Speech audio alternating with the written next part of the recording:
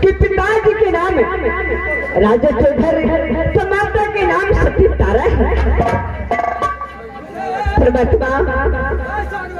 तारा की कोख से एक पुत्र और एक पुत्री पैदा लिया कि मुझसे बड़े भाई के नाम वही काल झगड़ू तो मेरी माँ ने क्या रखी है तो ही सती गौरव। ये दक्षिणा के चिरा दीदी ये गौरा पहने हगे पत्र काल का चोली ये लगा और हे रनिया का काल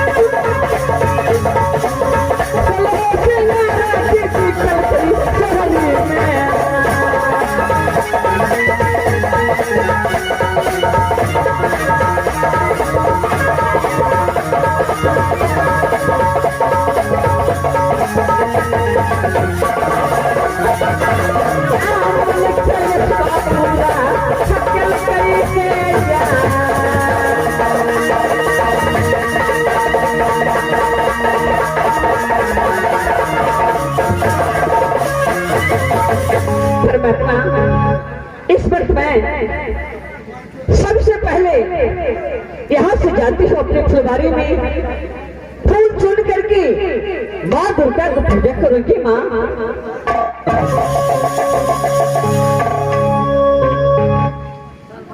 खावे मन सता यही के है बहिना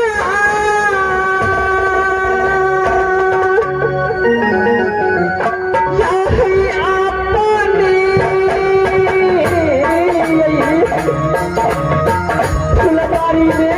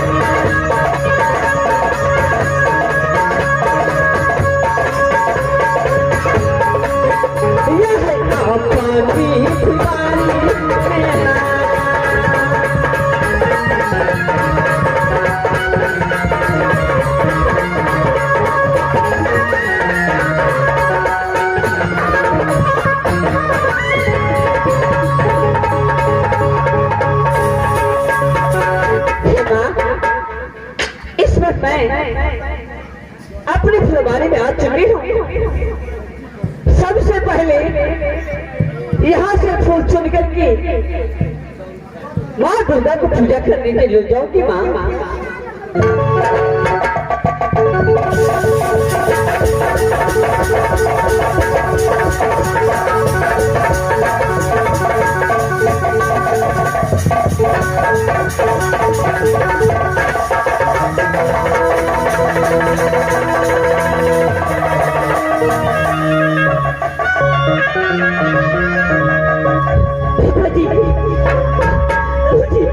मत जाओ, मैं किसके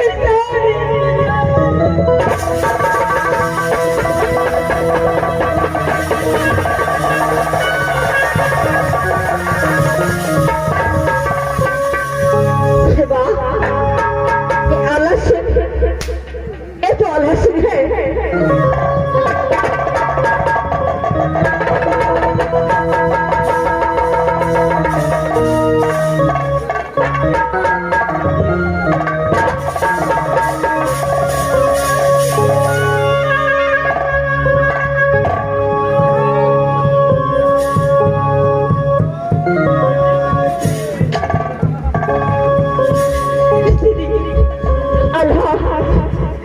तुझे क्या हुआ है?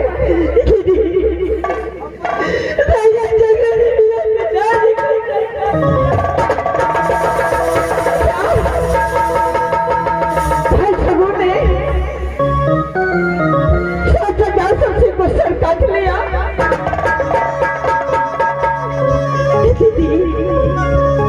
ये जरूर मेरा बेटा करता है।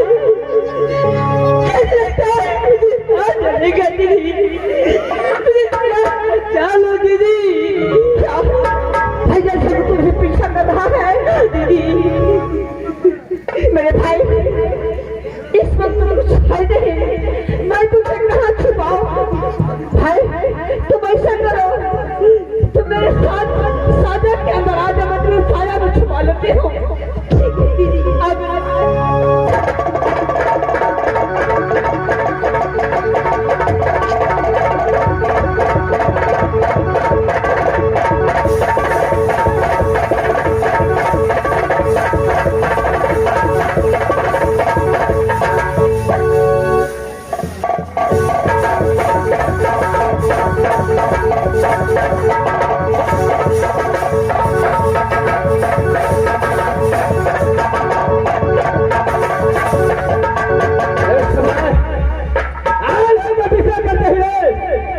काल छड़ो यहाँ तक पहुंचा है, लेकिन अभी तक आल्हा नहीं मिला है।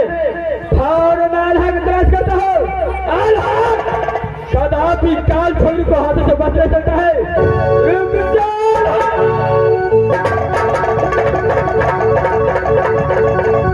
भैया प्रणाम भैया। एक मास्टर होगा, सबसे पहले ये बता किस समय आल्हा तेरा पास आया है? क्या आल्हा सिंह? भैया अरे मैं तो फुलवारी में फूल चुन रही हूँ, यहाँ तो मैं किसी को नहीं देखी। क्या किसी को नहीं देखा है? हाँ भैया। लेकिन आल्हा सिंह इस वक्त राजस्थानी से भागा है। आल्हा सिंह को पीछा किया हो। अगर तूने आल्हा सिंह को देखा है तो फाड़ मेरा पास वाले को। भैया मैं यहाँ पे किसी को नहीं देखी हूँ, तो मैं आपको कैसे बताऊं? चलो ठीक है, अगर तूने आल्हा सिंह को नहीं देखा तो मैं यहाँ से आल्हा सिंह को तलाश करता हूँ। मैं यहाँ से आल्हा सिंह को तलाश करता हूँ, उसका बाद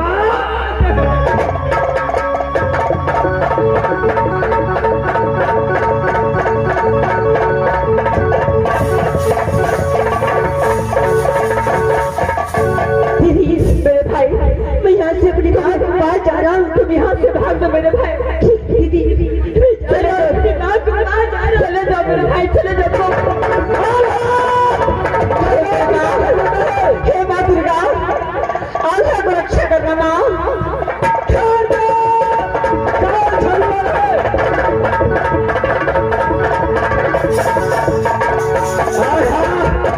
ये काल छड़ी बच्चा मुझसे बच नहीं लगता है।